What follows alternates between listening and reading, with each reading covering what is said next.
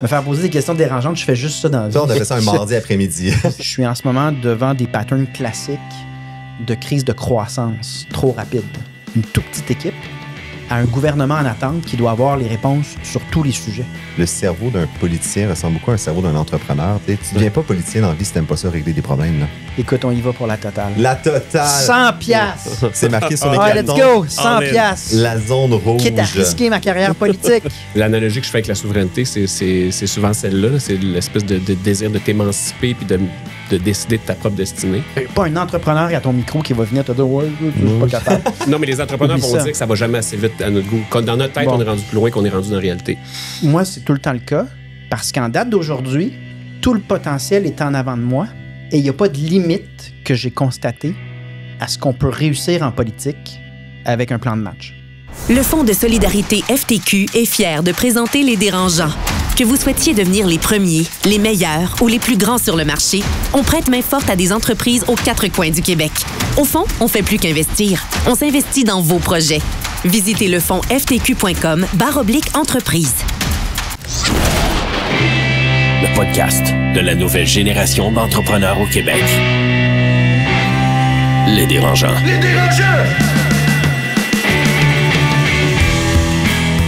Bonjour à tous, bienvenue à ce nouvel épisode des Dérangeants. Étienne Crevier à l'animation qui vous souhaite la bienvenue pour le dernier épisode de notre saison 7. Ma foi, déjà, vous nous connaissez, Les Dérangeants, c'est quoi? C'est le podcast de la nouvelle génération des entrepreneurs au Québec, fièrement présenté par le Fonds de solidarité FTQ et propulsé par Astérix de Québécois.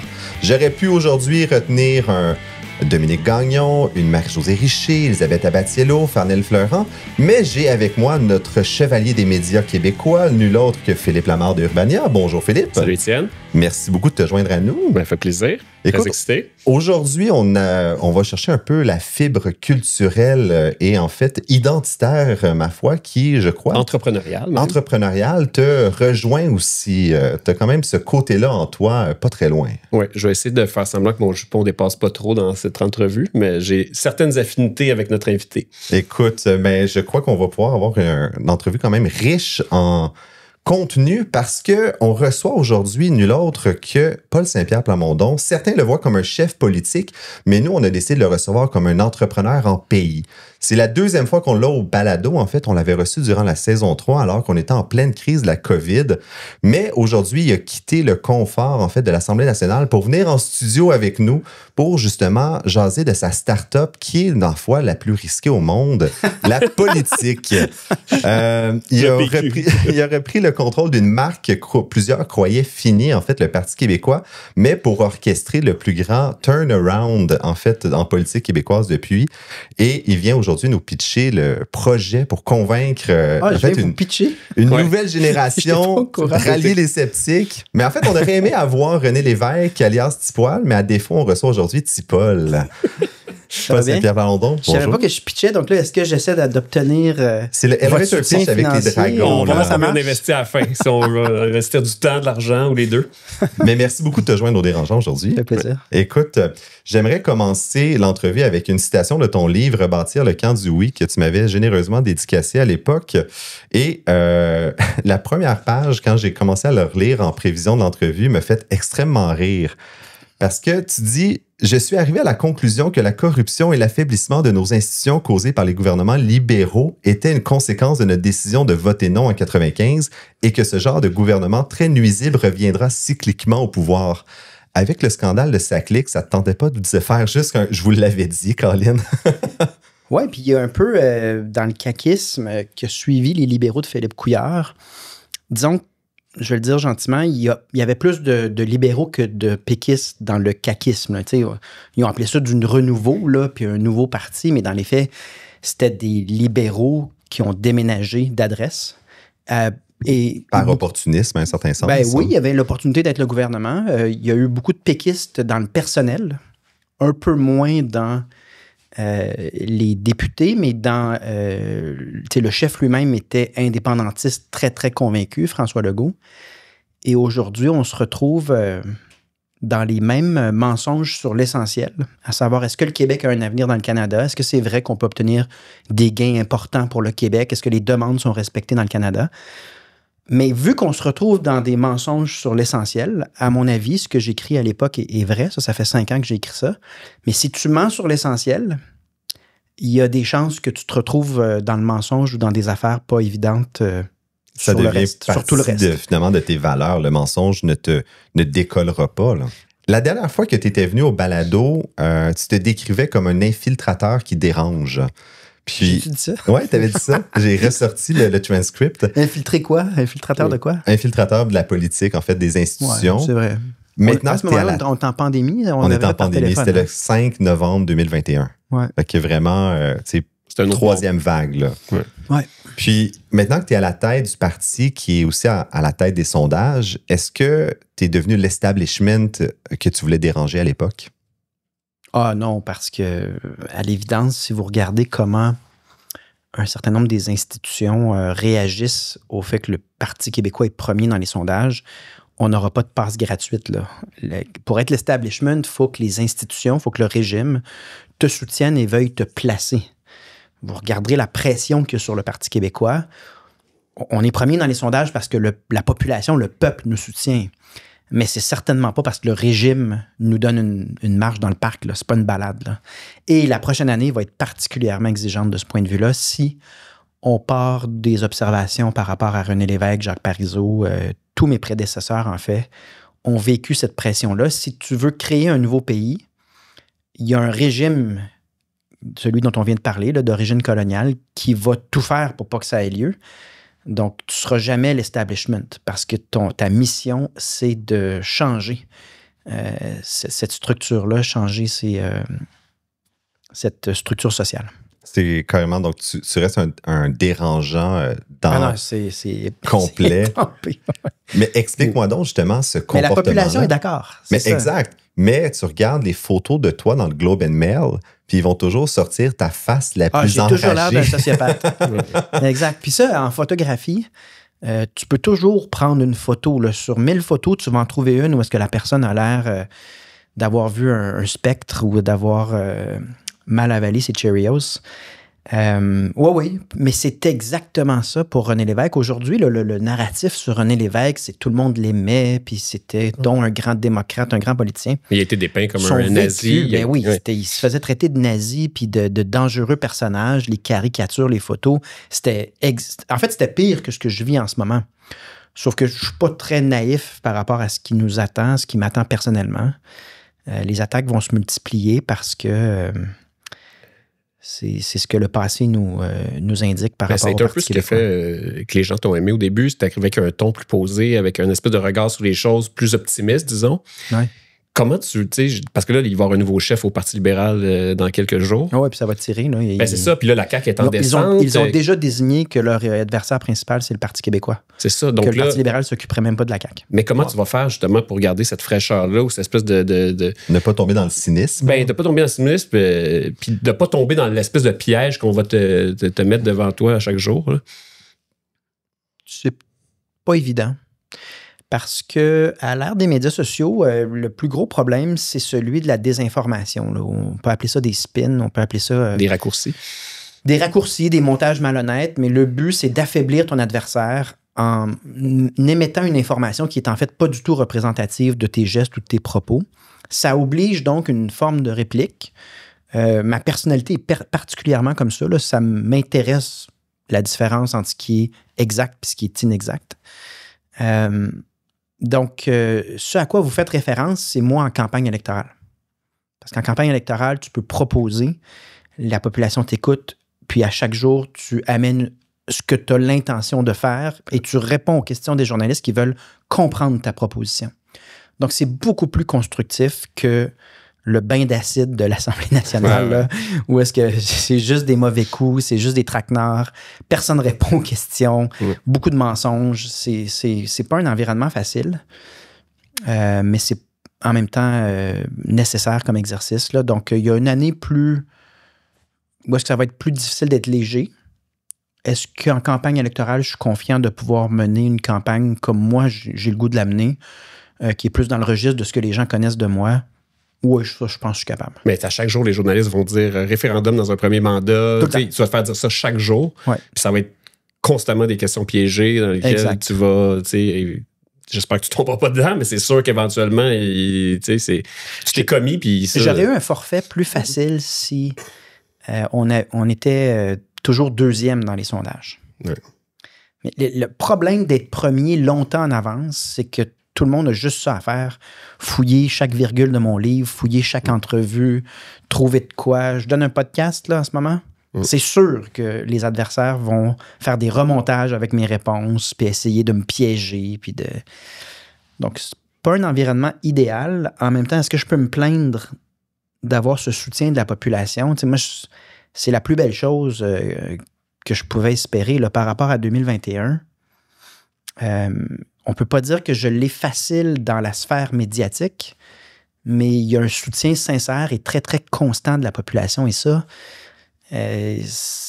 c'est la plus belle chose que tu peux obtenir. Sur le donc, terrain, c'est plus... Je vais prendre les conséquences d'être premier, compte tenu que du soutien populaire solide, ancré, c'est le fondamental de n'importe quel projet de société. Mais tu sais, Étienne l'a dit en intro, tu as dit que tu te décris comme un entrepreneur en pays. Ouais.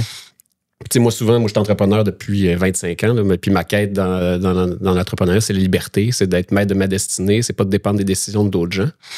Puis c'est souvent ça, c'est l'analogie que je fais avec la souveraineté, c'est souvent celle-là, là, c'est l'espèce de désir de t'émanciper puis de décider de ta propre destinée. Puis l'outil des gens qui sont contre ça ou les gens qui veulent pas devenir entrepreneurs puis préfèrent rester employés toute leur vie, ben c'est souvent la peur d'être... la drogue la plus puissante au monde, c'est le confort.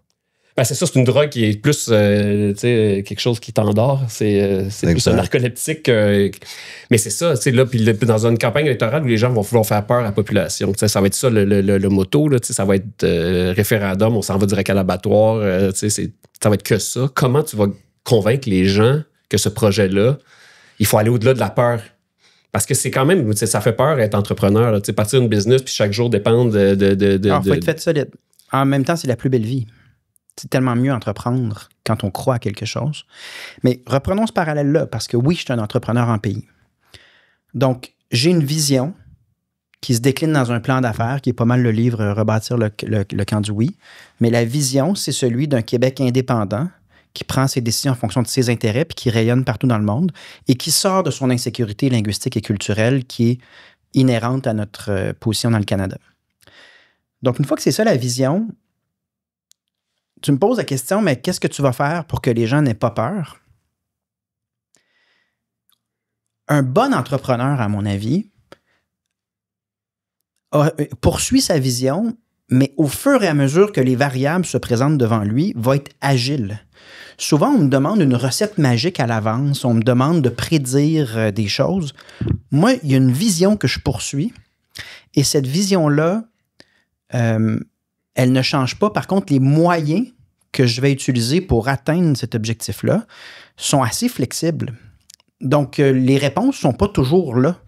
Moi, ce qui me frappe, c'est que les gens voudraient des garanties, comme dans le sport ou en entrepreneuriat, comme si on va jouer une partie de hockey en demandant la garantie avant de chausser ses patins qu'on va gagner le match.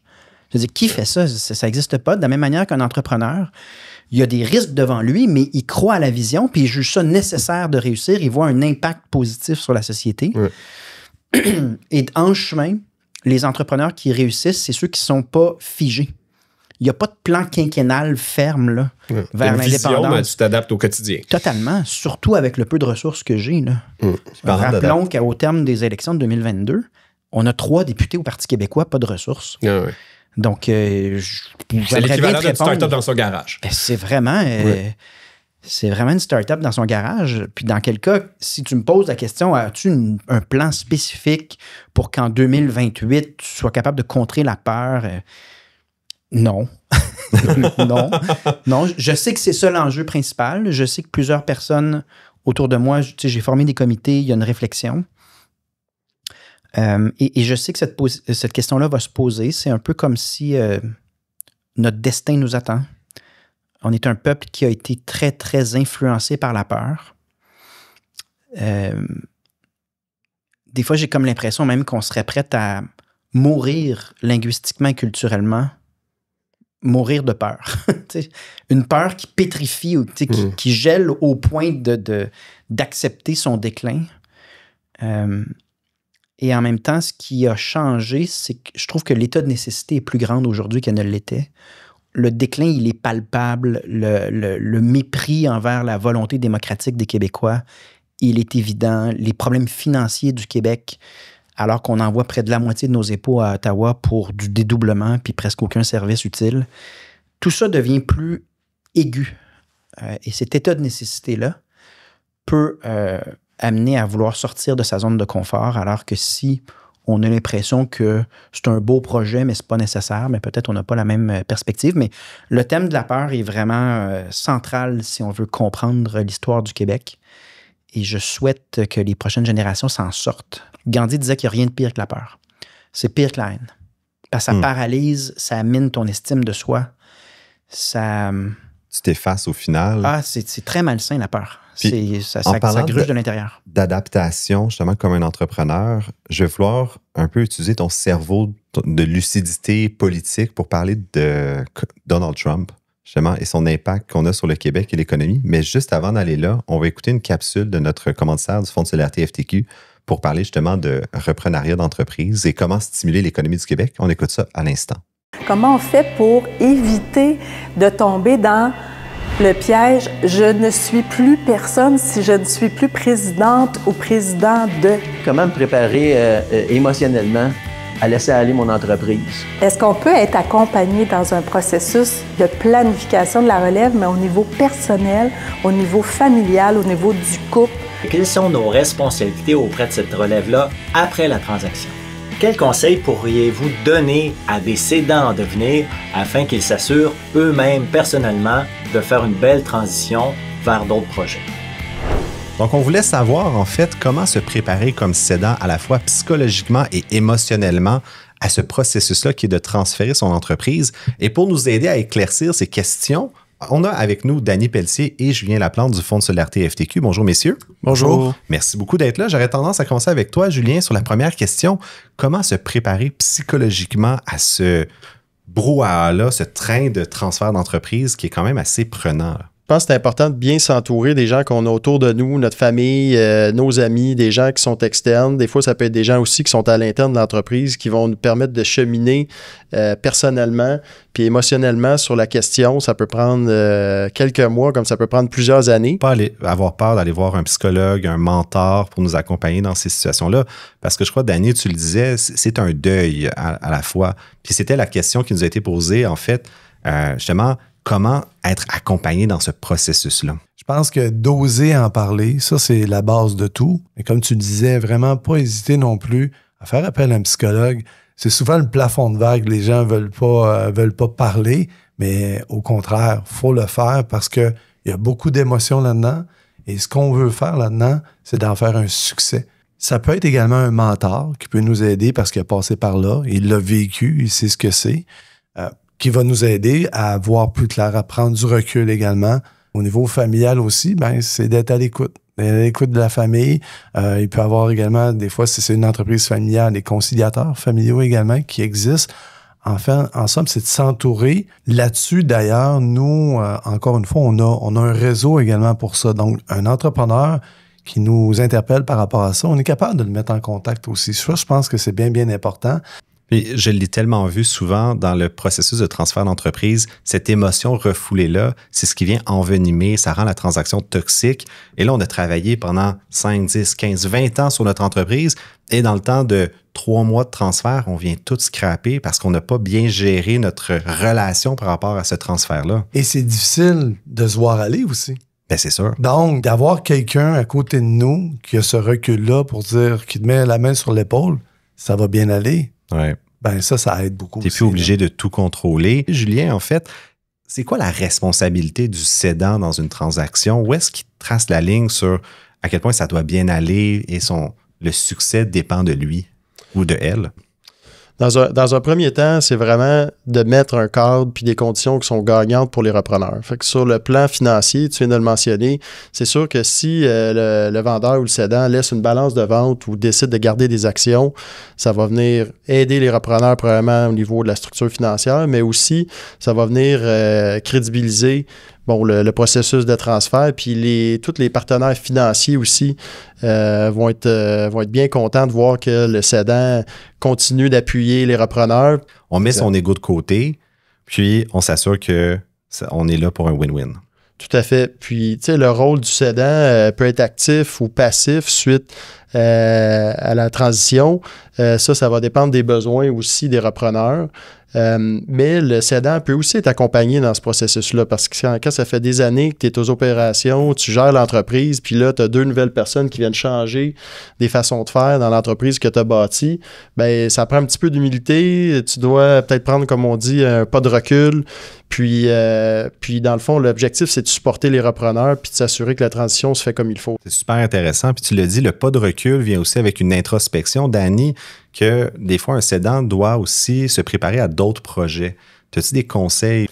C'est effectivement très important. Puis je dirais que c'est même important de le faire pendant le processus de vente de l'entreprise pour pas que ça devienne finalement d'avoir le vertige d'après avoir cédé l'entreprise. Que les avenues sont multiples. C'est-à-dire, on peut décider de siéger sous des conseils d'administration. On peut décider d'être mentor également au niveau professionnel. On peut s'investir avec une nouvelle génération montante également. Nous, de notre côté, on cherche des gens qui vont s'impliquer. Au Fonds de solidarité, on cherche des gens qui vont s'impliquer également pour la pérennité de nos entreprises dans le futur, parce que le Québec est bâti de PME.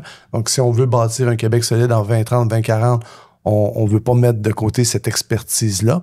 Mais ça vient de ce que la personne veut faire plus tard. Puis si la personne, elle a une passion personnelle qu'elle veut faire... Ou carrément se redécouvrir. Se redécouvrir ou quoi que ce soit, bien, ça lui appartient également. En fait, ce qui est important, c'est qu'est-ce que la personne veut faire et la passion qu'elle va avoir, que ce soit au niveau personnel ou que ce soit au niveau professionnel. Il faut se poser la question avant le processus. Ça vient en même temps amener un peu d'harmonie. Parce que si le projet est concret, de dire après le transfert de mon entreprise, c'est ça qui m'attend, c'est beaucoup plus dans la bienveillance et c'est beaucoup plus paisible. Il y a 2 volets à ça. C'est plus paisible, effectivement. Puis également, ce qu'on souhaiterait, là, c'est que la personne dit « Hey, j'ai hâte à ma nouvelle vie ». Je finirai à n'hésitez jamais à appeler le fonds. On est là pour vous. Génial. On revient à notre épisode à l'instant. Donc, on est de retour à notre entrevue avec Paul Saint-Pierre Plamondon. En fait, comme je disais, je me mets dans la place d'un entrepreneur québécois qui fait de l'argent un peu sur le statu quo. On ne veut pas non plus trop déranger notre chiffre d'affaires. On ne veut pas avoir trop de soubresauts. Et en février dernier, en fait, il y a eu le plus gros soubresaut qu'un entrepreneur aurait pu vivre, les tarifs de Trump. Comment tu vois ultimement cette relation-là que le Québec peut avoir avec les États-Unis dans le contexte actuel d'une personne qui dérange à ce point-là qu'on n'aurait jamais pu anticiper avant? Oui, mais ça va arriver. Je veux dire, tu vas avoir une crise COVID. Après, tu vas avoir un chef d'État au sud de la frontière qui fait des déclarations ou pose des tarifs qui sont problématiques. Il y aura toujours des défis sur la question du statut du Québec par rapport à ça. Mais on a vu, par exemple, la première ministre de l'Alberta qui est allée directement à Mar-a-Lago négocier pour sa province. C'est fascinant. Mais le Québec n'a rien fait. L'île du Prince-Édouard avait une mission plus structurée que le Québec. Donc, voici ce qu'il faut retenir de cet épisode-là. Bon, personne ne contrôle Trump. D'ailleurs, moi, je suis encore sous le choc que la campagne fédérale ait été sur le thème que Mark Carney, lui, allait nous protéger de Trump. Là. Personne ne contrôle ce que Trump fait. La preuve, c'est les tarifs qu'on vient de connaître qui touchent l'aluminium et l'acier. C'est comme une première défaite pour Carney, mais personne ne le souligne comme ça. Moi, je connais Trump, mais finalement, tu as échoué, mon grand. Là, ça fait même pas... Il a menti sur ce que... En passant, il a menti. Complètement. Il a menti sur sa discussion avec Trump. Trump lui a répété le 51e État, mais il ne l'a pas dit après. En tout cas. Donc, les provinces n'ont pas attendu le fédéral. Donc, on nous a parlé beaucoup d'unité canadienne. Ensemble, on est plus fort. Mais les provinces n'ont pas attendu le gouvernement fédéral. Il n'y a pas eu de Canada. dans cette crise-là. Il y a eu des provinces qui se sont comportées en pays, sauf le Québec de François Legault, qui était trop empoté pour jouer un rôle comme d'autres provinces comme l'Ontario, l'Alberta, l'île du Prince-Édouard ont été capables de jouer. Moi, ça me fâche beaucoup. Parce que, évidemment que le Québec est capable de faire de la diplomatie, puis de faire valoir ses intérêts, puis de voir quel espace de négociation, puis d'entente il peut y avoir. Mais c'est ce qui est arrivé. Autre fait intéressant, c'est que si Donald Trump veut vraiment annexer le Canada, il n'y a pas de scénario où est-ce qu'on arrête les États-Unis, là. Donc, que ce soit un Québec indépendant ou un Canada tel qu'on le connaît aujourd'hui, l'idée d'annexion, elle est problématique et complètement lunaire, là, dans le sens où on ne comprend pas. C'est difficile à accepter que c'est vraiment ça le discours. Mais un Québec indépendant, il serait ni mieux ni moins bien placé, là. À la différence, par contre, que lorsqu'on s'adresse aux États-Unis ou à des pays européens, on parle en notre nom, au nom de nos entreprises, puis au nom de nos intérêts. Donc, on donne une vitrine à nos entrepreneurs, puis on n'est pas pris constamment dans un conflit d'intérêts entre des projets économiques ou une perspective albertaine, des intérêts économiques de l'Ontario, celle des Maritimes. Ce conflit d'intérêts-là, cette concurrence entre des intérêts incompatibles, va toujours exister dans les négociations avec les Américains tant qu'on fait partie du Canada.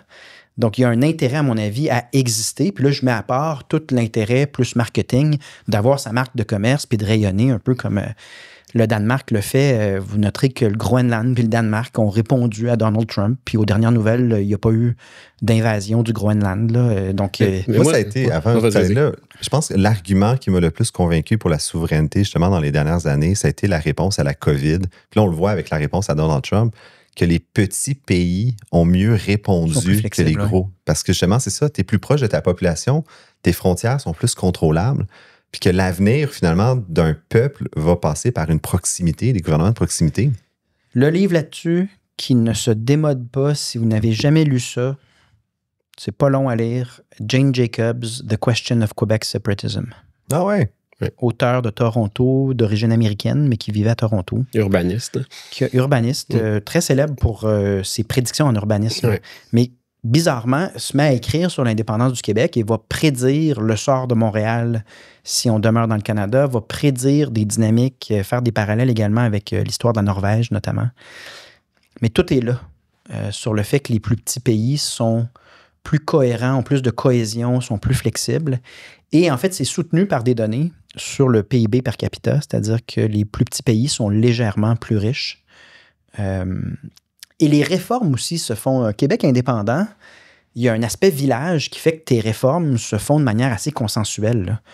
S'il y a trop d'argent puis trop de pouvoir de concentrer par rapport à un territoire immense où les réalités ne sont pas les mêmes, je pense qu'il y a une forme de stagnation à un moment donné. C'est pas réformable. Et dans le cas du Canada, ben, c'est devenu aussi un monstre bureaucratique, là. Je veux dire, sous Trudeau, la fonction publique a augmenté, je pense, de 47 %. Oh shit! Pendant ce temps-là, les services reculaient selon le bureau, le directeur du budget. Là, les services en qualité, non, il n'y en a pas beaucoup, mais ils ont reculé pendant que la bureaucratie explosait souvent à des fins idéologiques. Donc, c'est un pays qui a vraiment ses défis, là, le Canada. Du point de vue des autres provinces, c'est pas un discours à proprement dit québécois. Si on écoute ce qui se passe ailleurs dans les autres provinces canadiennes, la critique de ce régime-là est quand même très similaire à ce qu'on dit au Québec. Puis pour te relancer sur justement cette espèce de laxisme-là qui vient des gros pays, on en parlait avec Philippe avant l'entrevue, en fait. Peux-tu nous expliquer c'est quoi la Dutch disease? Ah, c'est le mal hollandais ou le mauvais sort des ressources naturelles. C'est une théorie assez connue, mais assez prévisible, assez constante. Tu sais, des fois, en économie, tu as une théorie, puis finalement, ça tient plus ou moins, là. Vive les universitaires. Hein? Ben, c'est parce qu'il y a trop de variables en économie. Tu sais, c'est très difficile d'en faire une science exacte parce qu'il y a trop de variables qui peuvent rentrer en ligne de compte. Mais là-dessus, c'est constant. C'est que si tu as des ressources naturelles sur ton territoire, on pourrait penser que ça t'enrichit et donc tu vas connaître plus de prospérité, mais c'est en général exactement l'inverse qui va se produire. Pourquoi? Parce que la présence de ressources naturelles, bon, c'est évident pour le pétrole, mais c'est également le cas pour tout ce qui est le bois, l'abondance d'énergie, etc. C'est que c'est tellement facile de faire de l'argent que l'éducation va être dévalorisée parce qu'elle n'est pas nécessaire.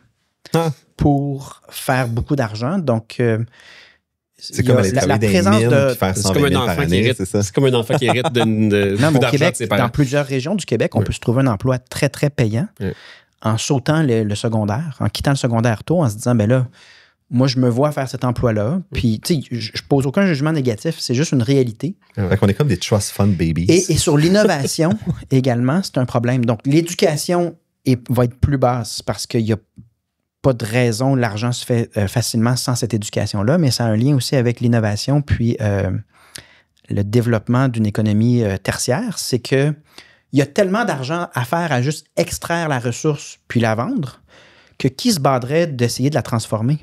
Qui se poserait la question comment on va innover? Pas besoin, l'argent... Tu sais, les gens vont choisir le beau temps, là, le bon temps. C'est un peu comme Adam Smith, là, leisure work. Là. Il arrive un moment où est-ce que tu te dis, ben moi, je fais de l'argent, tout va bien.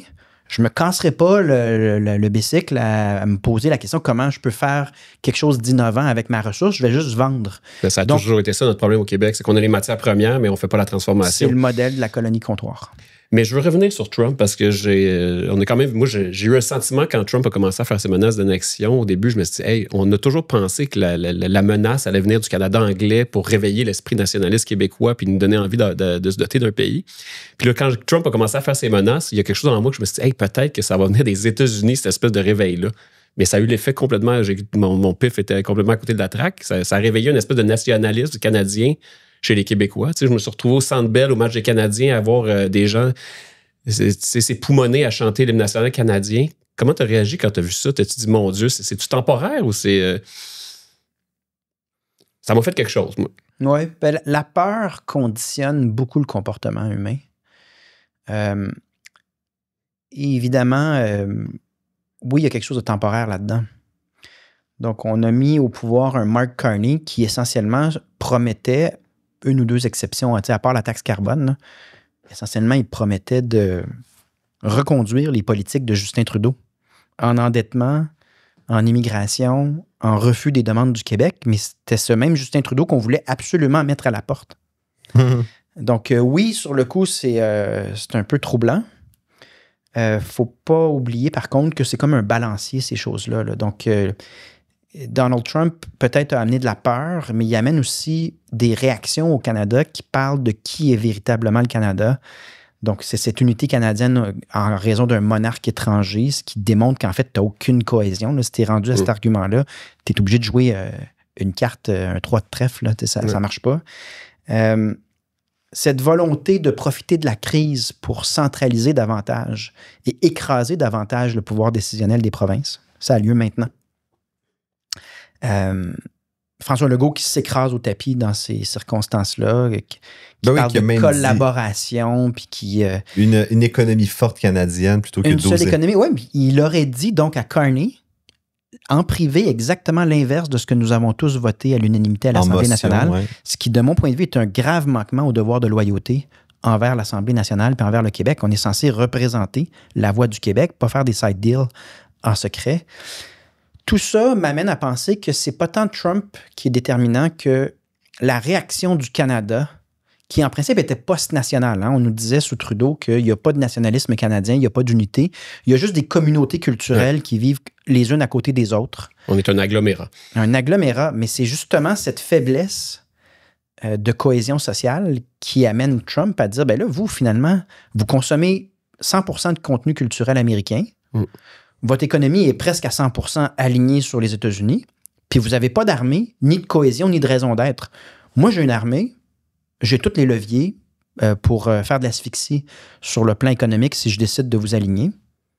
Donc, c'est ce qui se passe au Canada.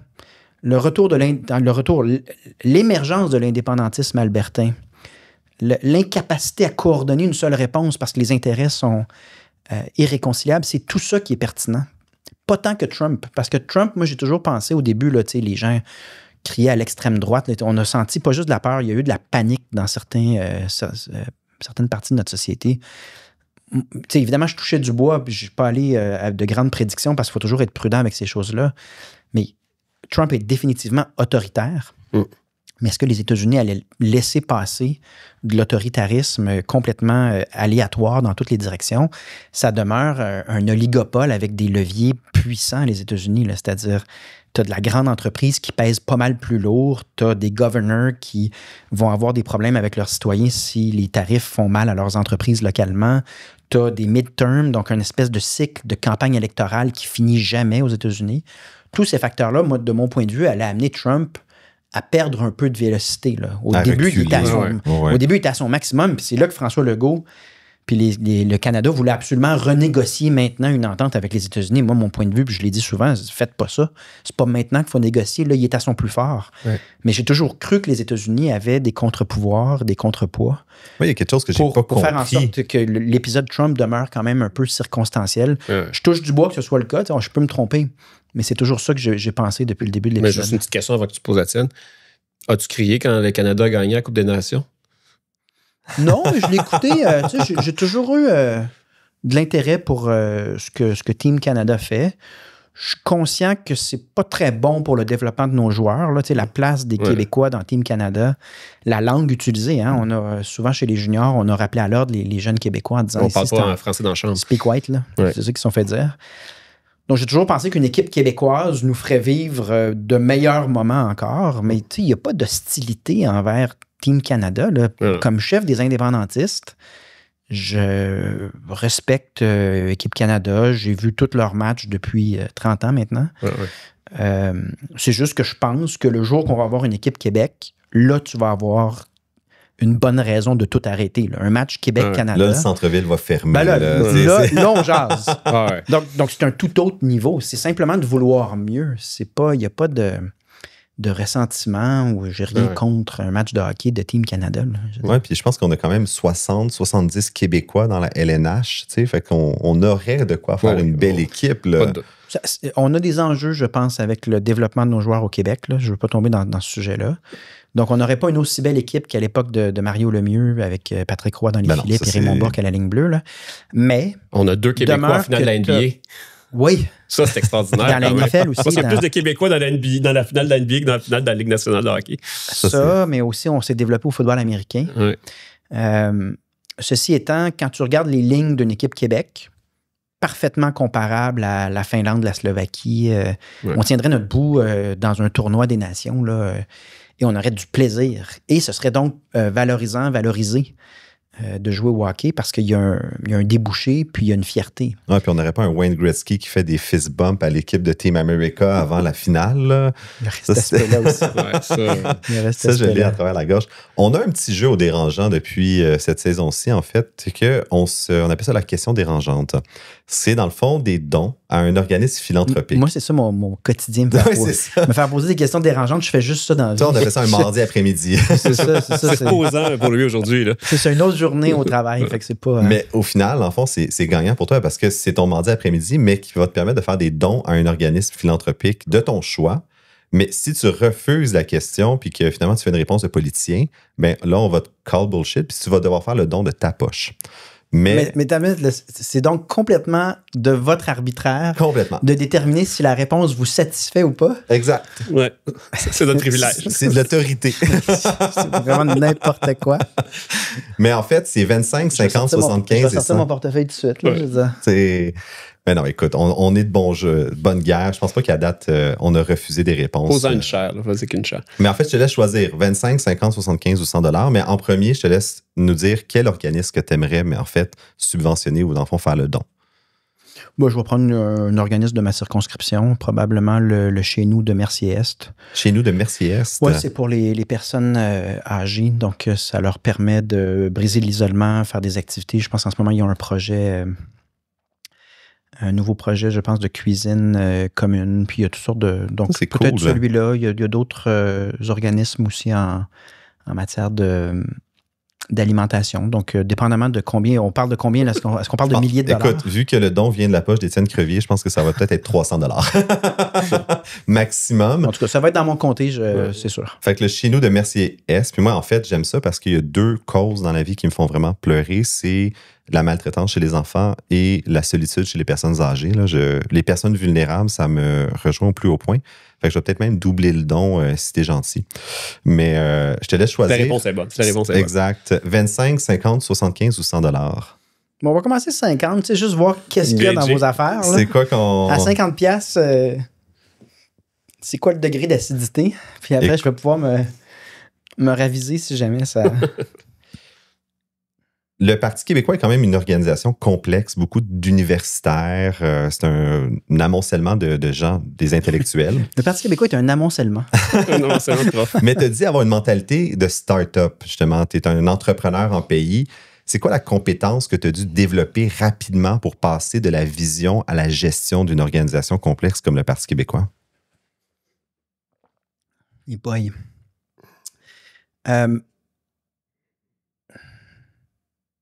Peut-être que mon profil n'aurait pas survécu ou aurait eu aucun succès dans le Parti québécois du début des années 2000. Ah ouais? Il faut juste comprendre où en était le Parti québécois en 2018, 19, 20.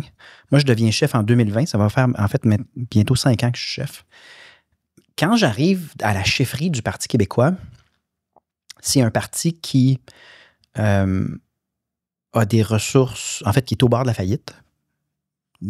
On était à 2 cheveux que la banque tire la plug. Tu as des membres qui sont très conscients que ça ne fonctionne pas. Quand ça ne fonctionne pas puis les chiffres dans les sondages ne sont pas bons, il y a plusieurs gens qui quittent parce qu'ils ne voient pas d'intérêt. Donc, qui reste? Il reste les valeureux, là, les vikings, là, ceux qui, eux, beau temps, mauvais temps, c'est une cause, puis pour eux, c'est pas grave les circonstances. Donc, ça a permis de mettre un plan d'affaires très entrepreneurial parce que la réceptivité était là. Tu avais un noyau de gens qui étaient...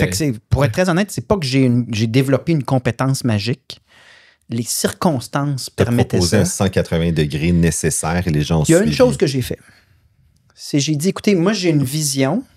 Lisez mon livre si vous voulez comprendre dans le détail. Je demande aux instances, parce qu'il y en a plusieurs. Il y a plusieurs gens justement qui sont universitaires, qui ont des opinions, etc. Puis historiquement, c'est un parti qui brassait. J'ai toujours demandé aux instances de me donner le bénéfice du doute pour que je puisse faire quelque chose de cohérent. Et cohérent, ça ne veut pas dire que j'ai toujours raison. Mais ça veut dire que ça répond d'une vision et que les blocs s'imbriquent, là, que c'est logique. Alors que le Parti québécois, justement, du début des années 2000, c'était comme une volonté de parler au nom de gens qui ne disent pas la même chose en même temps.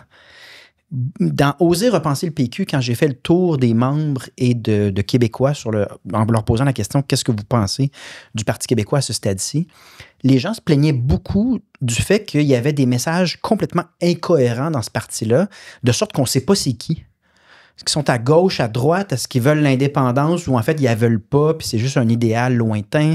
Est-ce que les gens ne comprenaient plus rien? Et donc, c'est ce que j'ai fait. Deuxième élément de réponse aussi, parce que là, j'en mets pour être certain de me qualifier. Que ce soit lui.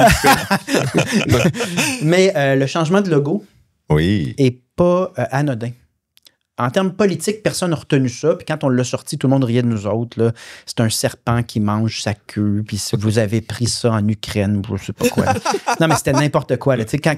Quand on parle du poids d'être le Parti québécois puis qu'il y a un régime qui ne travaille pas pour toi, là, souvenez-vous le discours sur notre logo. Logo que j'aime beaucoup, qui nous va très bien aujourd'hui, mais qui était un des gestes ou des stratégies pour dire voici un cycle.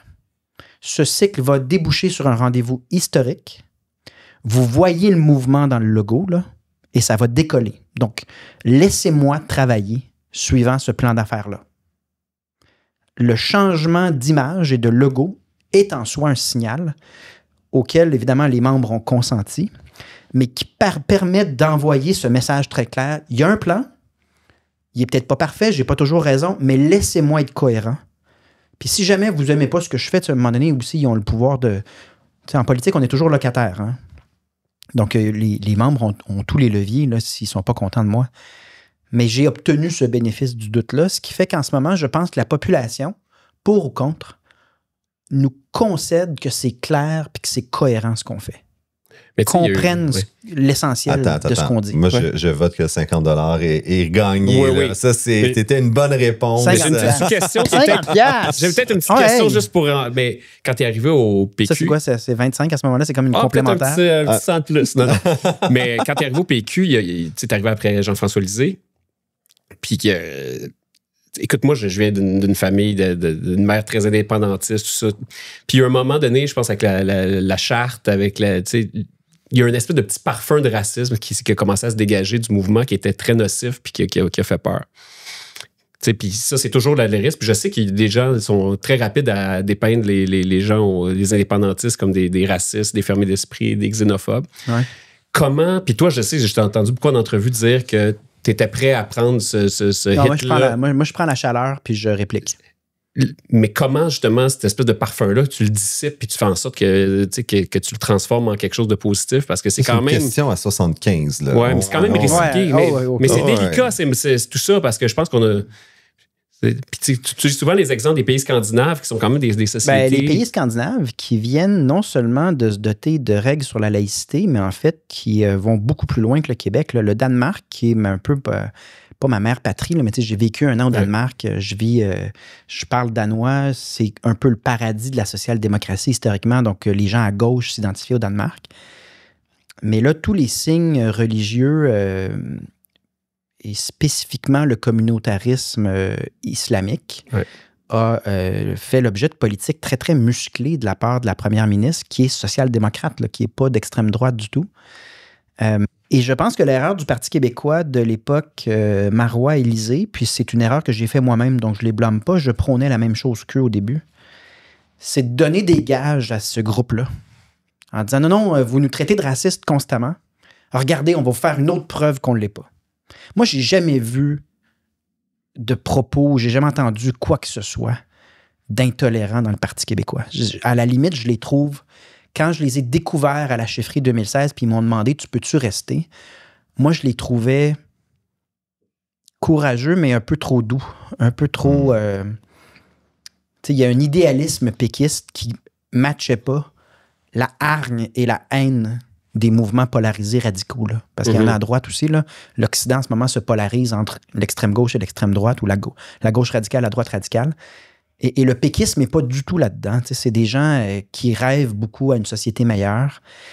Et donc, sous ma gouverne, constatant que c'est vraiment une perte de temps de donner des gages ou essayer de convaincre des gens qui, en fait, veulent juste ta perte, veulent juste te détruire, j'ai complètement viré de bord et j'ai dit, là, moi, si une politique publique est la bonne dans l'intérêt commun, il peut y avoir des gens qui sont en désaccord avec moi, mais je ne reculerai pas d'un pouce, je ne donnerai pas de gage à personne.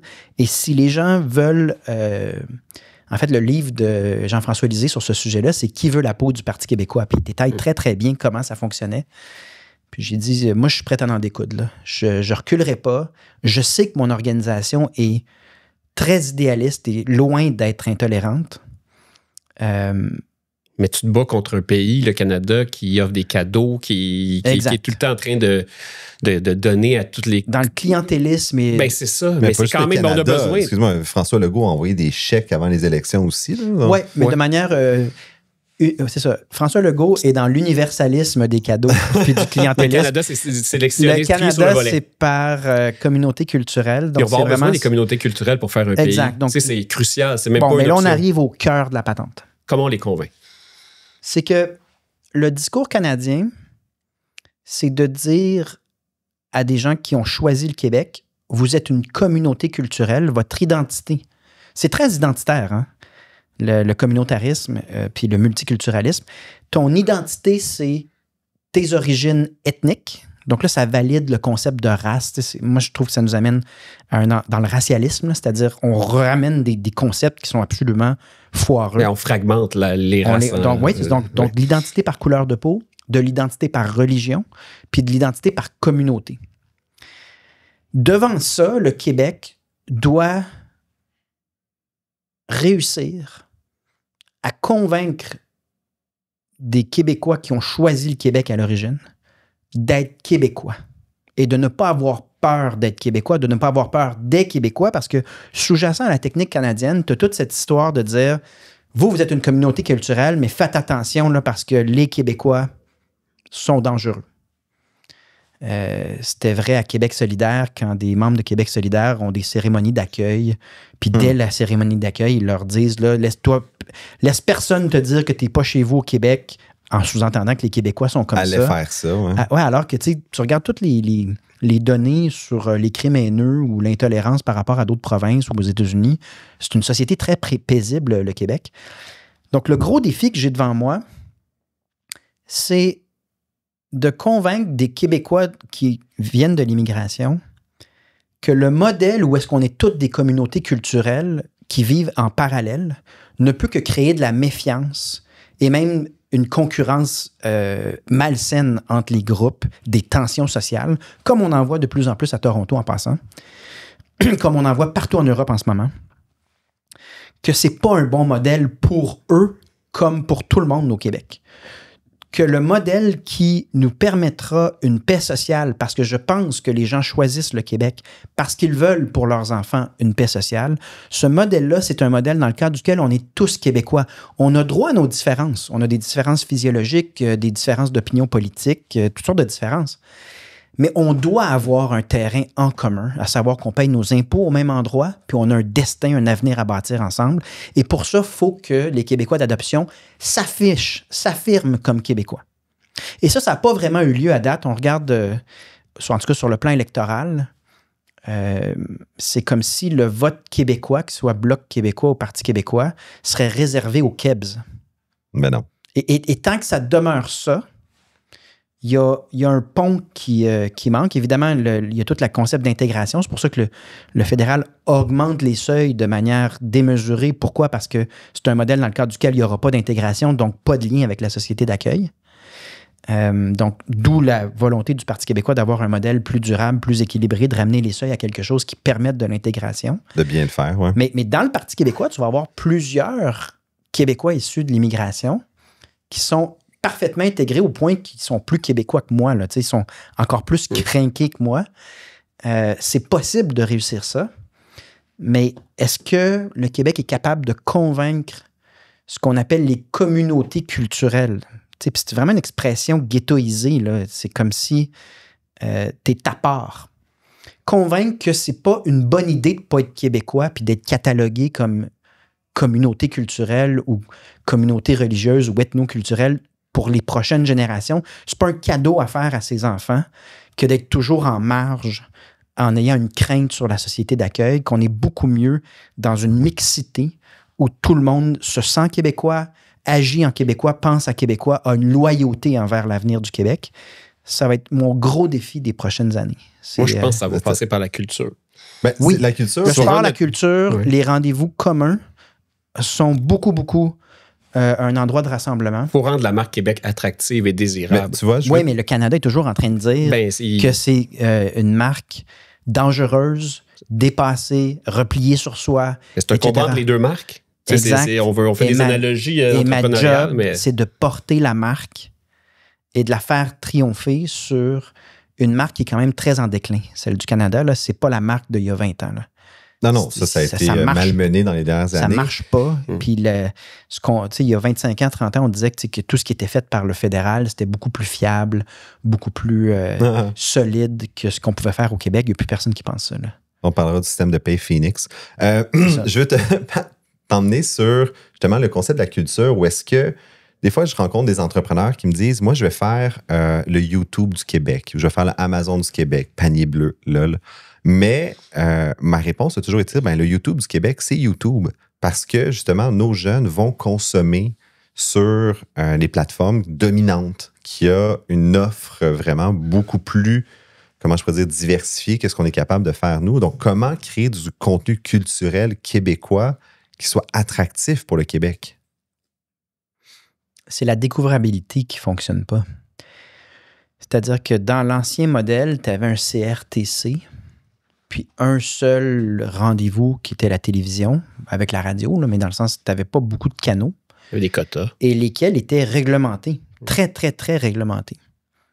Là, on est passé à un modèle où tu as des multinationales américaines qui offrent une multitude de plateformes dans le cadre duquel il n'y a pas de réglementation, de sorte que la première chose que tu vois quand tu ouvres ton téléphone, c'est pas un rendez-vous culturel québécois. C'est d'autres choses. C'est vraiment une culture... Le CRTC n'a jamais voulu réglementer, justement? Ben, c'est-à-dire que, justement, c'est un autre pouvoir qui est exercé par le fédéral pour lequel nous, on juge que le fédéral ne fait pas le travail. Il y a un rapport de force, évidemment, qui est difficile à établir avec ces multinationales-là, comme pour les pétrolières, supposons. Ma doctrine, c'est qu'on peut, puis on est capable d'établir un rapport de force. Ça prend juste un peu de volonté, courage politique. De couper dans le cul. Puis le gouvernement fédéral est un gouvernement complètement imbibé par le lobbyisme. Là. Que ce soit les pétrolières ou ces multinationales-là. C'était Mélanie Joly qui négociait il y a quelques années là, avec les géants GAFAM sur la spécificité culturelle québécoise. Puis la triste vérité, c'est que c'est un régime qui est déloyal envers les intérêts du Québec sur le plan culturel, qui ne fait pas le travail pour nous. Toi, Philippe, je pense que tu le vois aussi dans la création de contenu chez Urbania. C'est extrêmement difficile de créer une désirabilité. Ben, la désirabilité est créable, c'est la découvrabilité, comme disait Paul, parce qu'effectivement, là, on est bloqué à cause de C-18. La loi C-18 a fait en sorte que Meta a bloqué nos contenus. Mais moi, un des arguments, en tout cas, quand je réfléchis à la souveraineté puis à contrôler sa destinée, c'est quand je suis en France. Moi, ça fait 5 ans que j'ai un bureau en France. J'ai plus de facilité à rencontrer les gens de Meta, de Snapchat, de Google en France pour avoir des discussions sur comment nos contenus devraient, qu'est-ce qu'on devrait faire pour faire performer nos contenus sur les réseaux. Ici, chez Meta, c'est Mark Dinsdale qui s'occupe des relations avec les partenaires médias. Il répond même pas à nos appels. Donc, on n'a même pas de discussion avec les grandes plateformes. C'est tellement vrai que c'est une menace démocratique. Ah oui, mais c'est Durant profond. la campagne 2022, le Parti québécois plaçait des publicités sur Meta. Meta ne les diffusait pas. Hein? Donc, on a fait toute la campagne 2022 sans capacité d'avoir des publicités sur Meta. Et on appelait évidemment d'urgence parce qu'on savait que nos concurrents, eux, plaçaient de la publicité sur Meta. Donc, ça allait influencer le résultat de la campagne électorale. Mais vos publicités étaient bloquées, mais pas les leurs. Exact. Toutes nos publicités étaient bloquées. C'est fascinant. Et on appelait Meta en disant, écoutez, là, c'est une élection générale d'une démocratie en Occident. Et là, on a un problème. Puis on n'avait pas de réponse. On n'a jamais eu de réponse. Ou ça de réponse, t'en as une en anglais de quelqu'un qui... on n'a jamais eu de réponse sur pourquoi on s'est fait bloquer en 2022. Jamais. Mais ça, pour moi, ça, c'est un enjeu de souveraineté. Puis, tu sais, il y a la souveraineté culturelle, il y a la souveraineté numérique aussi. Puis, c'est vraiment des enjeux qui sont très préoccupants en ce moment. Surtout, tu sais, avec une menace de Trump d'un côté, le Canada qui décide de centraliser de l'autre. Il y a quand même des choses qui pressent, là.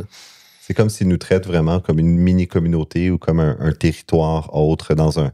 Mais t'as pas de levier, t'as pas de pouvoir. Ah, fait qu'évidemment qu'ils te traitent comme ça. Ils n'ont pas besoin de faire... Il n'y a pas de cadeau en géopolitique puis en affaires.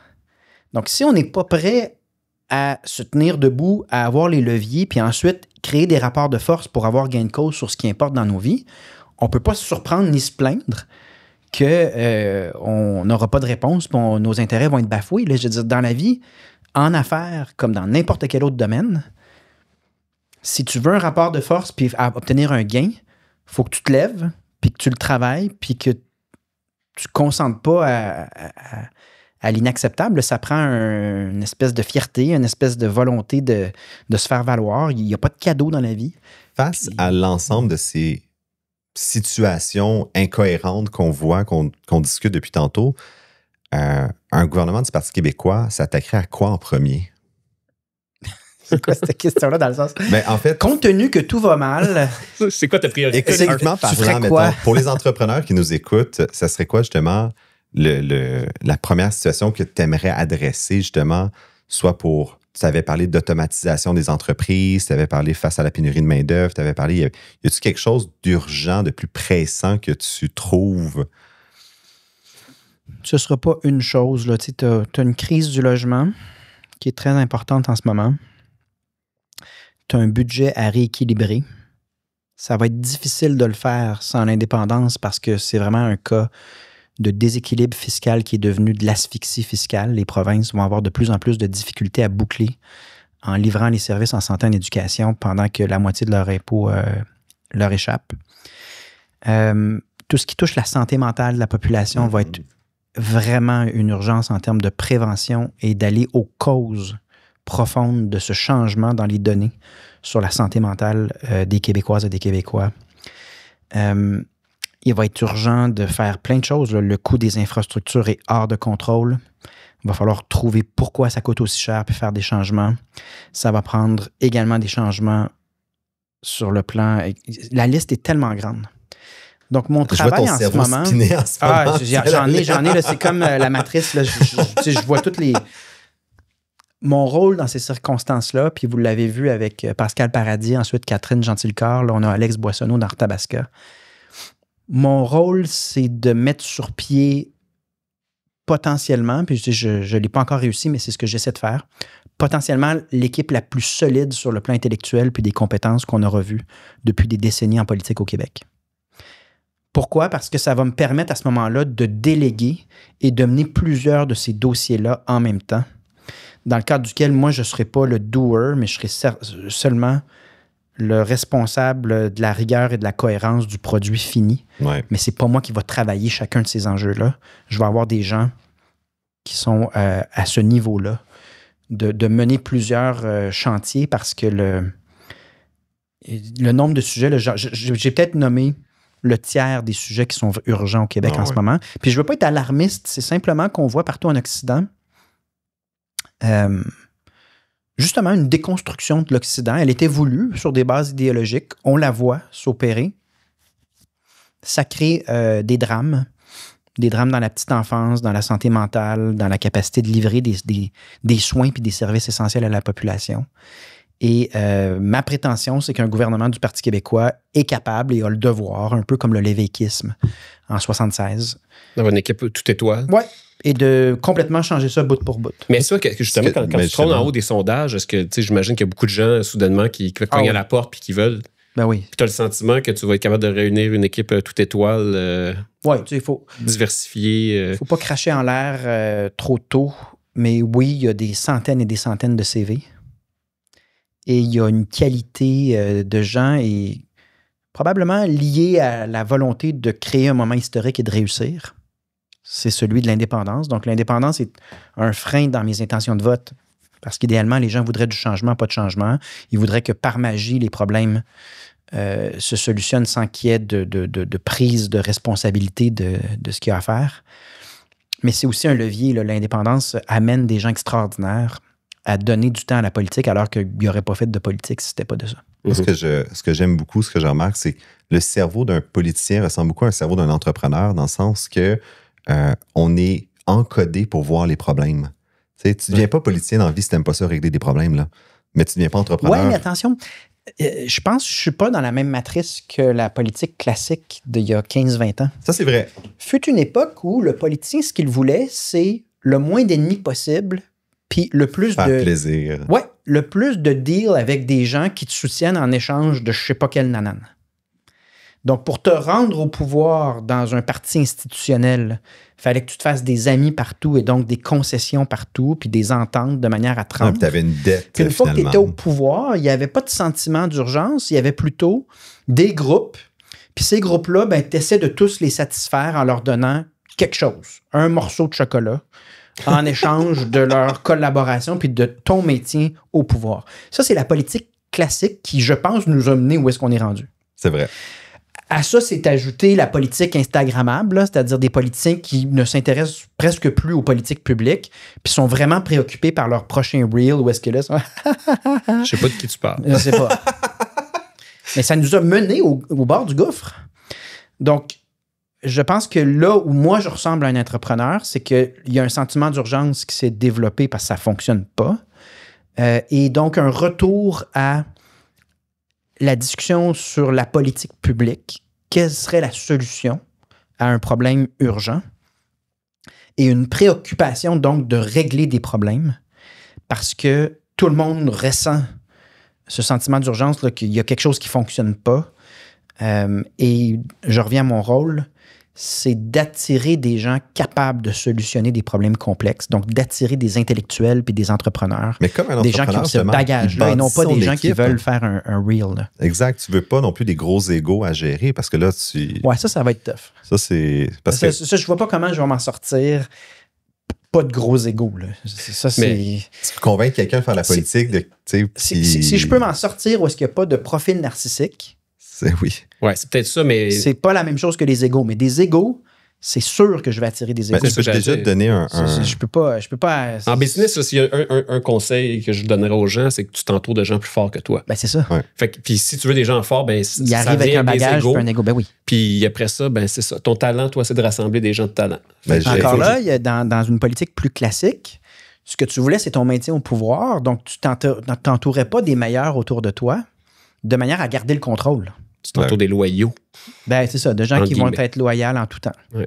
Mais ça crée une pauvreté du niveau. Pierre Poilievre, c'était ça. Là. Il envoyait personne en entrevue. C'était juste lui, me, myself and I. Exact.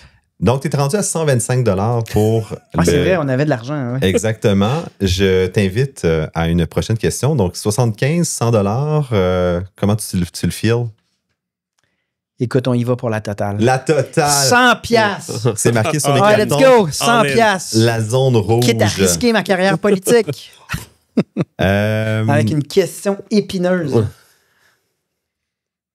Ça a été quoi? Un gros respire.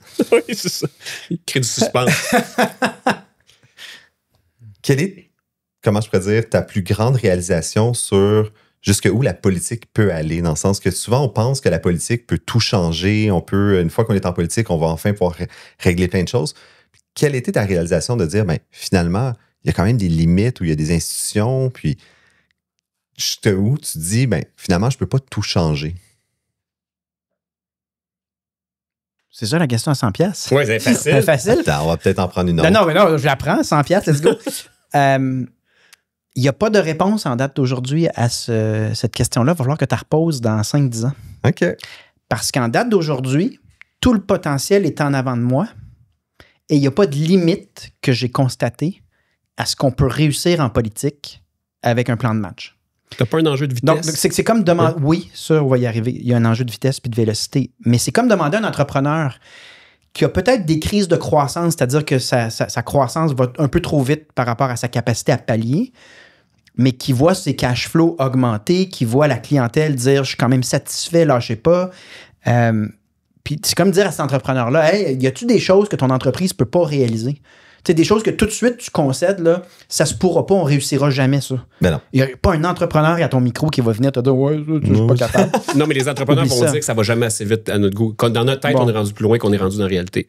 Moi, c'est tout le temps le cas. Mais pour avoir été entrepreneur, je suis très conscient que je suis en ce moment devant des patterns classiques de crise de croissance trop rapide. On passe en ce moment d'un format à 3 députés pas de ressources, une toute petite équipe, à un gouvernement en attente qui doit avoir les réponses sur tous les sujets.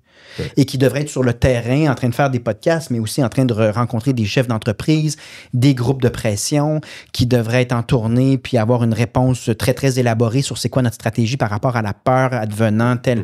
C'est complètement disproportionné. Donc, ça va bien, mais il y a un enjeu de vélocité, là. C'est-à-dire que ça roule plus vite que les capacités organisationnelles qu'on a pour l'instant, d'où l'importance de gagner des partiels. Des fois, les gens, ils trouvent que je m'investis beaucoup dans les partiels. Il y a le fait que gagner, c'est important. Tu gagnes 20% de plus de députés. Mais je gagne 20% de plus de personnel et de députés. Une croissance de 20%. C'est une croissance phénoménale à chaque fois. Et ça a un impact phénoménal. Ouais. On avait un bâillon jusqu'à vendredi, jusqu'à 5 h du matin. Mais là, il y a Catherine, il y a Pascal Paradis. C'est le genre de bâillon qu'on n'aurait pas fait avec ce niveau-là, qu'on n'aurait pas été capable de faire, en fait, à 3. Là. Donc, si on va chercher 6, 7, 8, on continue. Écoute, ça change 100 $ de gagner, mais il était facile. Je t'en relance avec une autre à 100 $ aussi, parce qu'on a parlé de l'équipe. Puis, qu'est-ce qui se passe si tu as un jeune aussi brillant, ambitieux que toi à tes débuts, qui arrive demain au PQ, mais qui te critique publiquement sur ta vision? Comment tu réagis? Est-ce que tu le verrais comme une menace ou un atout? Ben, si mon équivalent arrive dans le parti jeune, évidemment que je l'accueille et que c'est un actif. Mon équivalent ne critiquerait pas publiquement le chef. Ce que je n'ai jamais fait pour Jean-François Lisée. Jean-François Lisée a vraiment été généreux à mon égard en me donnant un mandat qui allait tout changer en rétrospective, oser repenser le PQ, est à l'origine de tous les changements du Parti québécois d'aujourd'hui. Mais est arrivé un moment où il n'était plus capable de me soutenir parce que les membres trouvaient que je brassais tellement la cage dans ce rapport-là que les membres m'en voulaient, mais ils m'en voulaient énormément. Je me suis fait engueuler par les députés. Là. Fait que tu as été le jeune rebelle. Totalement, mais je me suis fait engueuler, là, mais comme du poisson pourri. Là. Ils m'ont amené à l'Assemblée nationale puis ils m'ont engueulé pendant 1h30. Qu'est-ce qu'ils n'aimaient pas entendre que tu leur disais? Ben, j'avais dit, en rétrospective, là, je manquais d'expérience politique, là, mais j'avais dit spontanément ce que j'avais entendu. Les gens m'avaient dit que c'était un vieux club social figé. Fait que moi, les gens m'ont dit ça, je l'ai mis dans mon rapport. Fait que les médias, écoute, les médias ont tombé là-dedans comme un festin. Écoute, c'était... Donc, il y avait beaucoup de colère. Mais c'était la thérapie dont le parti avait besoin à l'époque. Oui, mais sur le coup, c'était pas vécu comme ça par des députés aussi qui avaient plus la mentalité du parti d'establishment, de gouvernance institutionnelle. Puis Jean-François Lisée, honnêtement, m'a soutenu le plus loin qu'il pouvait. Il m'a donné énormément de liberté, mais il y a un moment où il était plus capable de suivre ça parce que la pression sur lui comme chef était rendue trop forte. Donc, j'ai été largué, là, mais largué solide, là. Notamment, j'ai même pas pu aller au Congrès présenter mes conclusions. J'ai juste été barré. Persona non grata. J'étais persona non grata. Et je me suis retrouvé à des micros. Parce que j'étais invité comme conseiller spécial. J'étais quand même une figure utilisée par les médias pour représenter le PQ. Jamais j'ai dit quoi que ce soit contre le parti. Jamais j'ai dit quoi que ce soit contre Jean-François Lisée. Je comprenais sa situation, même si c'était très frustrant pour moi. Je comprenais qu'il composait avec les données qui étaient devant lui. Et jamais, même si je trouvais que le traitement du parti envers ce que je faisais était vraiment injuste, jamais j'ai tiré sur le parti. Parce que c'est une cause. Donc, pour répondre à la question, mon équivalent jeune n'a pas tiré, même quand il y avait vraiment des bonnes raisons de le faire. Puis une chance, parce que le changement dont on a parlé tantôt, ce cycle-là, le nouveau logo, une doctrine beaucoup plus entrepreneuriale, une cohésion où est-ce qu'on voit presque pas de chicane, vraiment un esprit d'équipe, un esprit de corps renouvelé, a découlé du fait que j'ai pas fait de chichi puis que j'ai laissé du temps à du contenu qui était peut-être trop fort en sauce tabasco. Lorsque je l'ai servi, je manquais d'expérience, fait que j'ai servi un plat puis j'avais mis la moitié de la bouteille de tabasco dans la sauce. Le monde a capoté, Le monde a capoté, mais... C'était pas de la malice de ma part. J'avais juste pas compris. J'avais pas compris ce qui serait le traitement médiatique puis la crise qui s'en suivrait parce que j'avais pas l'expérience. Philippe, ça vaut-tu 100$? Comment tu penses? Puis si t'avais pas fait ça... 375. Mais si t'avais pas fait ça, verser la moitié de la bouteille Tabasco, est-ce que le remède de cheval aurait fonctionné? Je sais pas, mais j'ai pas fait exprès. Il y avait quelque chose de très naïf. Souvent, dans ce que je fais, il y a une naïveté. Là. Je suis très au premier degré. Le discours du roi. Le sermon au roi. C'est très naïf. C'est très, très premier degré. Là. Je suis en désaccord. Je ne ferai pas serment, point barre. C'est quoi ta stratégie? Il n'y en a pas. Je suis juste en désaccord.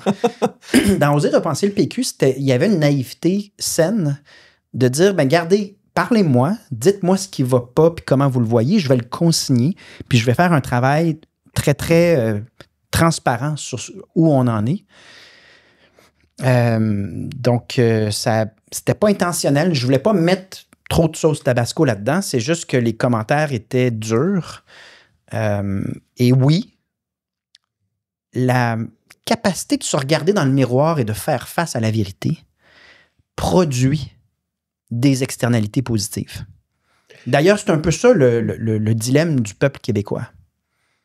Se regarder dans le miroir et voir les choses en face, ne pas accepter le mensonge. Là. Il y aura toujours un politicien au Québec pour dire aux Québécois, on peut demeurer dans le Canada, faites-vous-en pas, avec moi, tout va être différent, on va s'occuper des vraies affaires.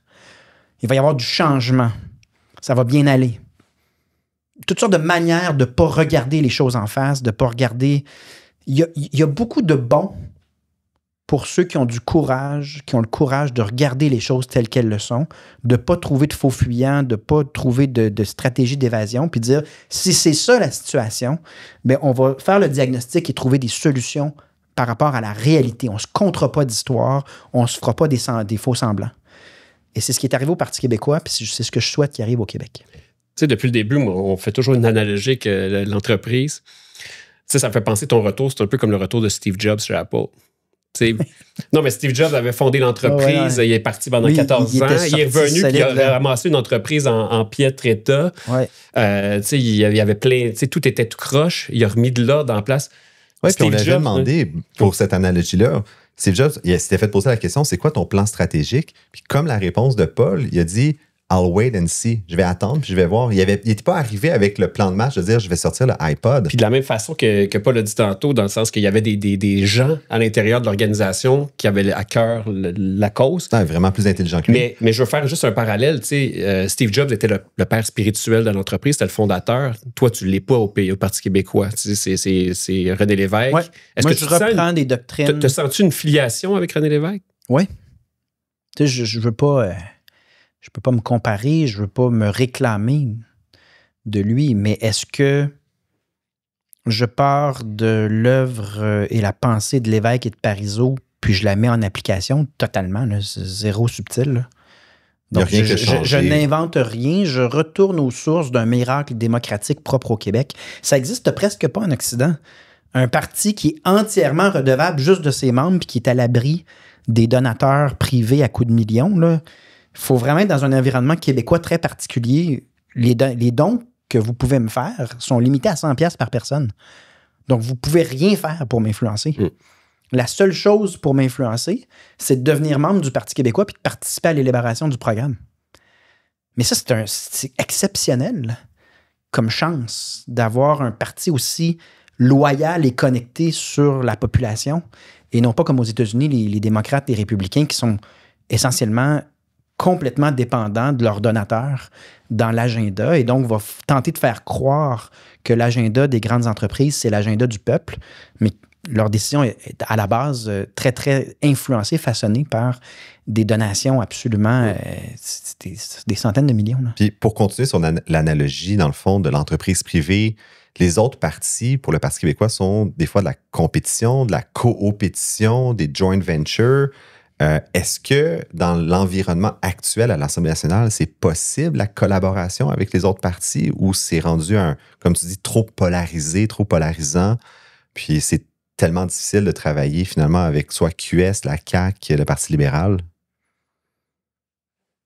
Ça n'a jamais été un environnement de collaboration parce que c'est pas bâti comme ça. C'est bâti pour critiquer le gouvernement puis poser des questions pour que le gouvernement ait une petite gêne avant de faire des conneries.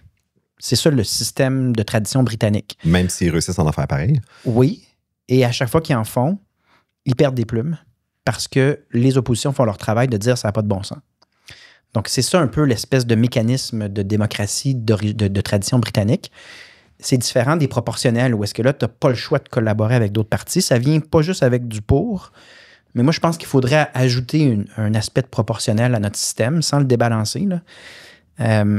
Il y aura toujours de la collaboration. Regardez le temps d'écran. J'ai amené ce sujet-là il y a maintenant... ça fait combien de temps que j'ai amené le sujet? 2 ans? Oui, c'est ça. Je pense que ça fait 2 ans. Je marchais tout seul, puis c'était un sujet qui me préoccupait, mais vraiment qui me préoccupait pour mes propres enfants. Puis, tu venais des engueuler. Finalement, tous les partis se sont ligués, ont fait un rapport. Puis là, c'est en train de devenir un changement. Ça a lieu lorsque les partis y voient tous leur intérêt. Mais est-ce que ça arrive qu'il y a une collaboration où un parti pile sur ses intérêts pour le bien commun? Je mentirais, je ne l'ai pas vu. Parce que ce n'est pas un environnement qui est fait pour ça. Par contre, c'est un environnement qui a un avantage. Un gouvernement, dans le système actuel, a la latitude de faire des changements. Donc, au moins, tu exerces le pouvoir avec la capacité de changer quelque chose. Dans d'autres systèmes, il y a plein de chambres, puis il y a plein de partis, puis tu as besoin de l'approbation de tout le monde, de sorte que même si tu es au pouvoir, en fait, tu ne l'exerces pas. Tu es comme bloqué. Donc, un système moins collaboratif, ça a vraiment ses limites à ce niveau-là, mais un système qui donne quand même de l'espace pour du changement, alors que d'autres systèmes collaboratifs rendent le changement un peu impossible parce que tu essaies d'avoir l'approbation puis la collaboration de gens qui ne pensent pas du tout la même chose, donc ça bloque. C'est quand même très lucide, en effet, mais c'est dit comme ça, c'est un peu dommage dans le sens qu'on aimerait ça avoir plus de collaboration à terme, mais pour le moment, en fait, c'est pas bâti comme ça, là. Faut gérer ses attentes aussi. Là. C'est comme dire... j'essaie de faire un parallèle avec le milieu des affaires, là, mais tu sais, c'est comme dire... est-ce qu'un entrepreneur va Absolument. aider son concurrent parce que le bien commun veut qu'on ait une saine concurrence où les profits sont les plus bas. Non. Dans l'absolu, le meilleur système, c'est un système où est-ce qu'il y a plusieurs compagnies en concurrence. Puis la notion de compétition parfaite amènerait ces compagnies-là à être à zéro profit parce que la concurrence est totale. Ouais, non. Ça, c'est le meilleur système pour la société. Mais est-ce que les entrepreneurs font ça? Ben non. Ils bouffent leurs concurrents, puis ils essaient de bâtir un environnement d'oligopole ou de monopole pour jacker leurs profits, ce qui est très malsain pour la société. Et ce qui a amené des règles sur la concurrence à l'époque de Teddy Roosevelt au début, là, mais qui est toujours un problème. Là. Il y a plusieurs secteurs de notre économie qui ne sont pas tout à fait concurrentiels en ce moment. Une chance, la politique... Donc, la vertu puis le comportement, il faut gérer nos attentes aussi. Là. La nature humaine, on ne l'a pas inventée la semaine dernière. T'as entièrement raison. C'est quoi ton pitch aux entrepreneurs pour l'indépendance de dire que c'est une bonne idée de devenir indépendant malgré peut-être les soubresauts à court terme qu'il va y avoir dans le marché?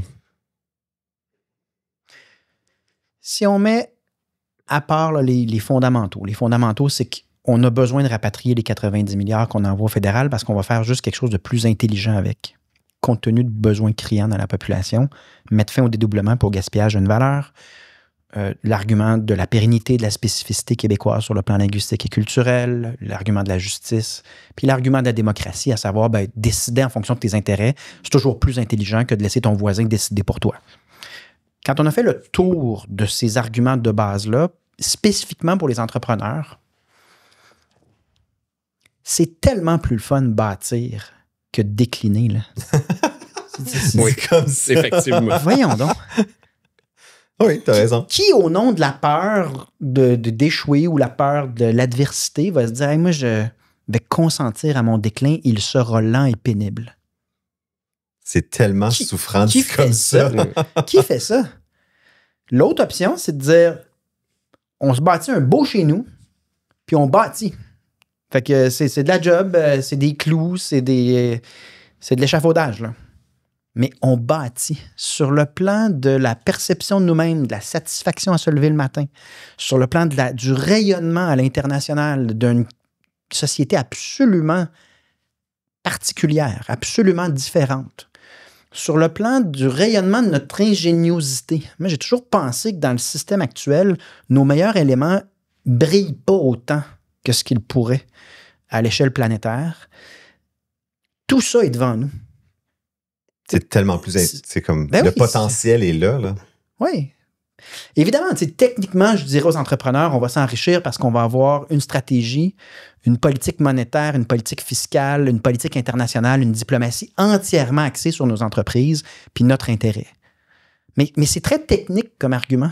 C'est passer à côté de l'essentiel, sur le sens de la vie. Moi, je pense que les peuples ont une vie. Il y a un sens de la vie collectif, là. Il faut que ça ait un sens. Puis bâtir, rayonner a beaucoup plus de sens que être dans un long et pénible déclin. Ça me semble évident. Paul Saint-Pierre Plamondon, honnêtement, tu as une rigueur intellectuelle, mais une approche terrain tellement pragmatique que c'en est rafraîchissante. Bonne nouvelle. Ça vient-tu avec un autre don? Il a complètement échappé, puis toutes mes réponses sont en fonction des dons pour mon organisme. Mais en fait, en conclusion, est-ce que tu as envie d'une dernière question pour un dernier don? C'est votre show. Fait qu'est-ce qui vous amuse? Qu'est-ce qui vous tente? C'est quoi l'aspect de la marque du Parti québécois dont il a été le plus difficile de se défaire pour attirer une nouvelle clientèle? Ça va être... vous allez en avoir pour votre argent. Parce qu'il y a des paroles... Je suis obligé de dire la vérité. Post-référendaire, il y a des... Ça a été de se défaire de l'aspect défaite et du mépris normatif vis-à-vis de ce parti-là. C'était très, très ironique et triste à voir au début. Donc, tu as un parti qui a vraiment bâti des choses extraordinaires, qui a été probablement, sans l'ombre d'un doute, le plus loyal envers le Québec dans son histoire, mais dont la contribution en termes de programme, d'invention, est indéniable. Quand je rentre au Parti québécois en 2016, ce que je constate, c'est que la perception du parti, c'est qu'il est voué à perdre Et ça venait avec un mépris tellement injuste, là. C'est probablement ce qui m'a amené à demeurer si loyal envers les membres qui me disaient en 2016, parce que j'étais un peu un ovni là, en 2016, c'était une course à la chefferie où j'avais aucune chance de gagner, puis ils disaient « Vas-tu rester? Vas-tu rester? » Mais leur capacité à demeurer dans cet environnement où le mépris était normatif vis-à-vis le PQ m'a impressionné. Donc, j'ai demeuré et ce que je devais changer, donc, c'était cette aura, l'acceptabilité sociale de mépriser ce parti-là. Probablement en lien avec les défaites référendaires, c'est-à-dire que perdre sur l'essentiel, sur la base de mensonges aussi du fédéral, là, disons-le, crée une frustration légitime dans la population. C'est vraiment triste et frustrant. Et j'ai l'impression qu'il y a eu un transfert vers le Parti québécois, parce que c'est à l'initiative du Parti québécois qu'on a eu ces rendez-vous historiques. Et donc, ce qu'il a fallu que je change le plus, c'est de gagner. C'est rendu folklorique, finalement, de puncher sur le PQ. C'est de commencer à demander le respect de tous ceux qui m'insultaient, là, les attarants au début, puis les gens qui ne m'invitaient pas aux années Lévesque alors que c'est moi le chef du Parti québécois. Tous ceux qui me méprisaient, tu sais, les gens disent, c'est ce que tu m'as dit au début, « Ah, Paul, t'as un beau style positif axé sur les propositions. » Les gens oublient à quel point j'en ai bavé au début, puis que j'ai gagné chaque pouce de respect à coups de taloche en pleine tronche. Et gagner, apprendre à mon groupe à gagner, c'est-à-dire apprendre l'importance de gagner. Il n'y a pas de compromis, la défaite n'est jamais une option. On embarque sur la glace pour gagner et on finit nos mises en échec avec toute l'énergie qu'on a tout le temps.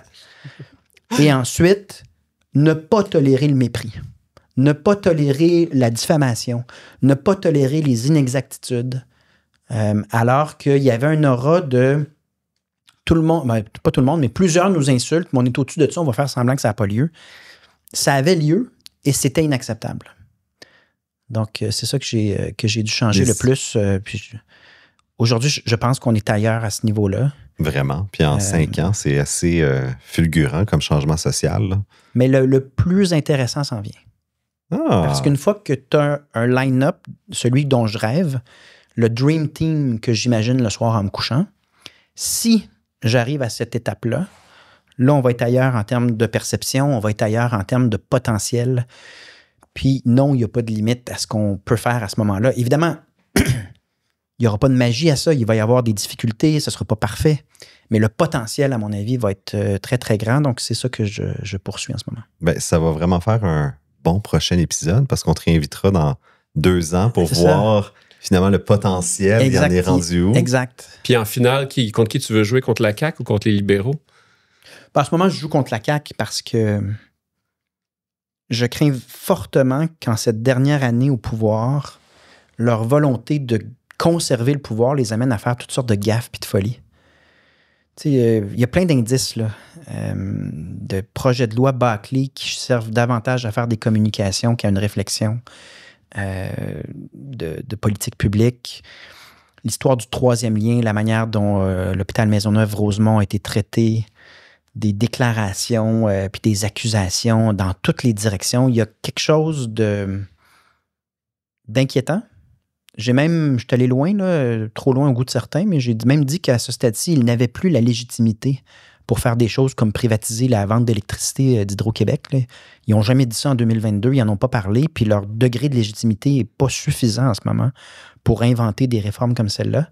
Mais donc, ce sera la CAQ pour la prochaine année au complet parce qu'il y a une question d'intérêt, de protection d'intérêt, de l'intérêt public dans ce que je vois de ce gouvernement-là qui, en désespoir de cause, semble être prête en termes de football là, à lancer toutes les Hail Mary possibles, lancer le ballon au bout de leur bras. Qu'on a, ben oui. Et ça, c'est jamais bon pour ni le climat social. On se souviendra de Jean Charest qui avait tenté, pour masquer la commission Charbonneau, d'opposer la rue à l'ordre dans le cadre d'une crise étudiante à laquelle il avait vraiment amplement contribué à des fins stratégiques. En plus. Mais est-ce qu'on va se retrouver devant un gouvernement de la CAQ qui est un peu dans le même pattern? C'est pas la commission Charbonneau, c'est la commission Saclic. Puis c'est un peu le même pattern de vouloir trouver un wedge, là, trouver une espèce de clivage pour ou contre dans la société pour faire oublier tout le reste. Donc définitivement la CAQ pour la prochaine année. Ouais, c'est très dangereux. Puis c'est là que ça nous éloigne finalement de la cohérence et de la logique qu'on a tant prôné dans cette entrevue, que En fait, je pense qu'il habite n'importe quel entrepreneur aussi, d'avoir son plan stratégique cohérent. C'est la seule façon de vraiment de réussir. Paul Saint-Pierre Plamondon, merci beaucoup d'être venu au Dérangeant. C'était vraiment inspirant et je te souhaite une bonne Saint-Jean-Baptiste, une bonne vacances d'été aussi. Rappelle-moi, on s'est parlé en 2021. 2021. Là, on est en 2025. Exact. Donc, ça veut dire prochain rendez-vous 2029. Ou 2026, juste pendant... Non, finalement, c'est pas 2029. On va espérer plus tôt. C'est trop intéressant. Puis, en fait, je le prends en note, un ou l'autre, mais on en fera deux. Tiens, why not? I'll be back. Et vous, à la maison, n'oubliez pas de vous abonner, que ce soit sur Apple Podcasts, Spotify, Cube Radio. On est sur toutes les plateformes. Allez voir notre chaîne YouTube également. C'était Étienne Crevier qui vous remercie énormément d'avoir été là pour l'ensemble de la saison 7. Et restez en fait connectés au Dérangeant parce qu'on vous a préparé des surprises estivales où est-ce qu'on reçoit, dans le fond, des startups à haut, fort potentiel de croissance dans le cadre du programme Stade V. Donc, on a quand même des épisodes pour la première fois qui vont être diffusés cet été. Et donc, restez connectés. On se revoit la semaine prochaine pour un prochain épisode des Dérangeants. Le podcast de la nouvelle génération d'entrepreneurs au Québec. Les Dérangeants. Les Dérangeants!